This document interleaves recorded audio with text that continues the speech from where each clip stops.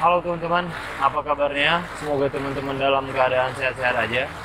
Sebelumnya ini saya minta maaf karena mungkin suaranya kurang jelas dikarenakan memang kondisi lapangan kita lagi hujan teman-teman. Hujannya juga cukup lebat. Jadinya teman-teman harap maklum kalau suaranya agak kurang jelas sedikit. Oke, di video kali ini kita bakal ngebahas cara membuat tanaman yang awalnya rusak menjadi sehat kembali teman-teman. Yang kita bahas adalah termasuk tentang ciri-ciri dan media tanamnya teman-teman. Di sini teman-teman bisa lihat yang saya maksud tanaman rusak adalah seperti ini teman-teman. Ini dia. Ini adalah jenis begonia es krim yang rusak karena akarnya terinfeksi penyakit teman-teman. Penyakitnya itu bisa aja dikarenakan serangan fungi ataupun serangan hama pada media tanamnya. Jadinya kita bakalan ngebahas bagaimana treatmentnya agar tanaman ini bisa sehat kembali teman-teman.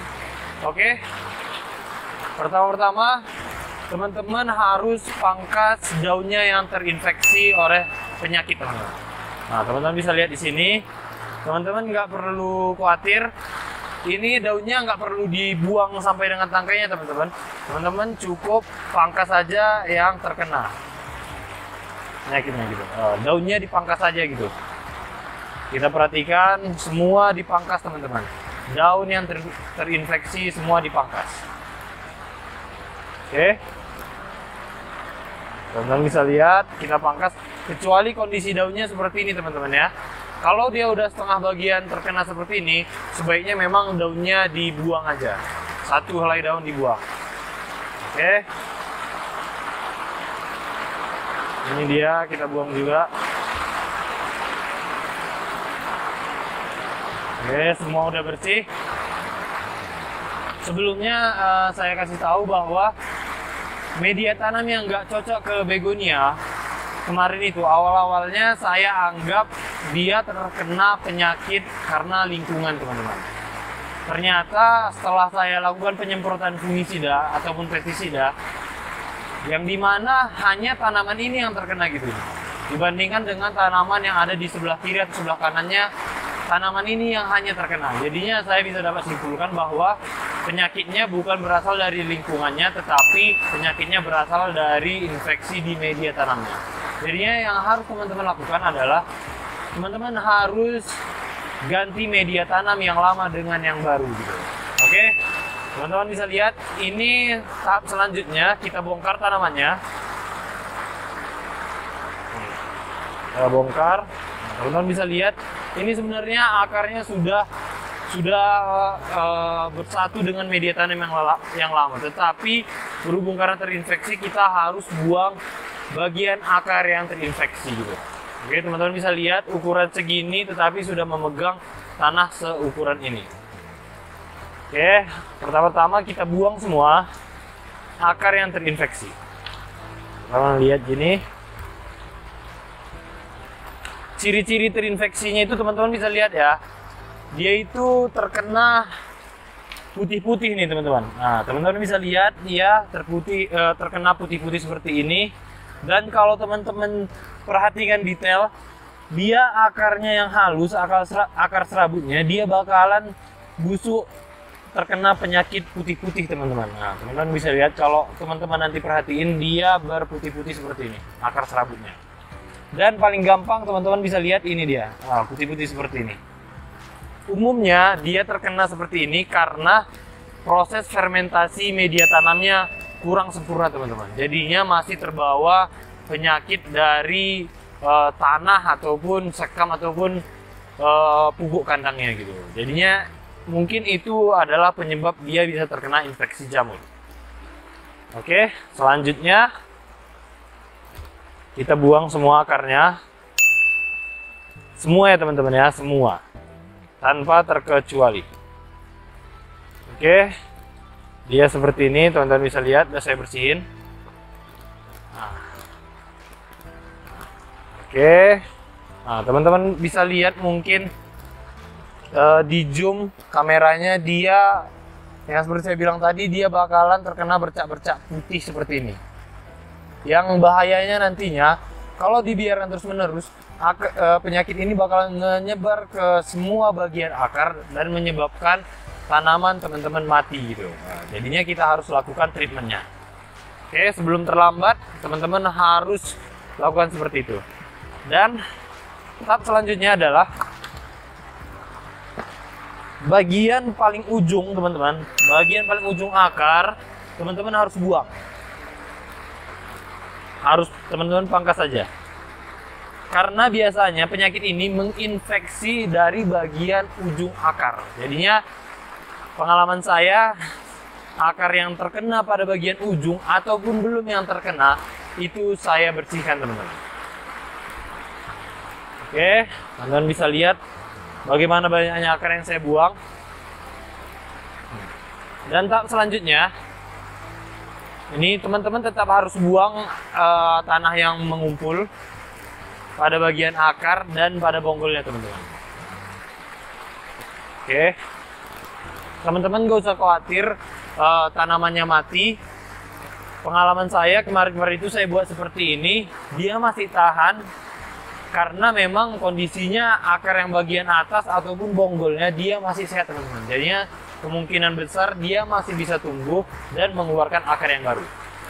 Dan ini adalah posisi akhirnya setelah kita potong dan bersihkan dari tanah. Oke, ini dia. Selanjutnya, teman-teman siapkan larutan fungisida dan insektisida. Contohnya seperti apa? Kalau saya biasanya gunakan antrakol untuk fungisidanya dan desis untuk insektisidanya dan plus hormon perangsang akar, teman-teman. Saya biasanya larutkan seperti ini. Kalau teman-teman nggak mau repot, silahkan order di saya, nanti saya bakalan buat. Kalau teman-teman bisa buat sendiri, tadi sudah saya bilang itu adalah ramuannya. Selanjutnya, teman-teman tuangkan seperti ini. Lalu untuk akarnya sendiri, teman-teman cuci. Cuci dalam artian teman-teman nggak perlu gosok berlebihan. Teman-teman cukup lulurkan seperti ini aja nih. Akarnya seperti ini. Cukup dibuat seperti ini aja. Sampai semua bagian akar dan bonggol terkena ya, teman-teman. Oke, teman-teman bisa lihat ini adalah hasilnya. Teman-teman nggak usah rendam, terkhusus di akar begonia, teman-teman jangan rendam larutannya karena bisa mengakibatkan tanaman begonia itu stres.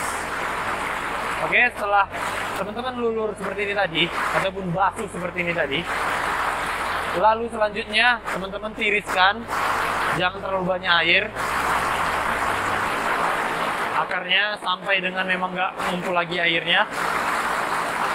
Selanjutnya teman-teman ganti ke media tanam yang baru, teman-teman. Nah, di sini teman-teman saya sudah buat media tanamnya yang baru, yang sudah memang terfermentasi. Ciri-ciri tanah yang sudah terfermentasi sempurna adalah dia kalau dipegang dia nggak panas lagi, teman-teman. Dan teman-teman bisa rasakan dia hanya sedikit becek gitu, sedikit becek dan agak sedikit dingin. Itu adalah media tanam yang sangat disukai oleh tanaman begonia. Oke, untuk selanjutnya teman-teman tinggal tanam seluruh bagian akar sampai dengan bonggol. Oke, teman-teman bisa lihat. Di sini saya tanam. Akarnya dibuat mengepal aja, teman-teman.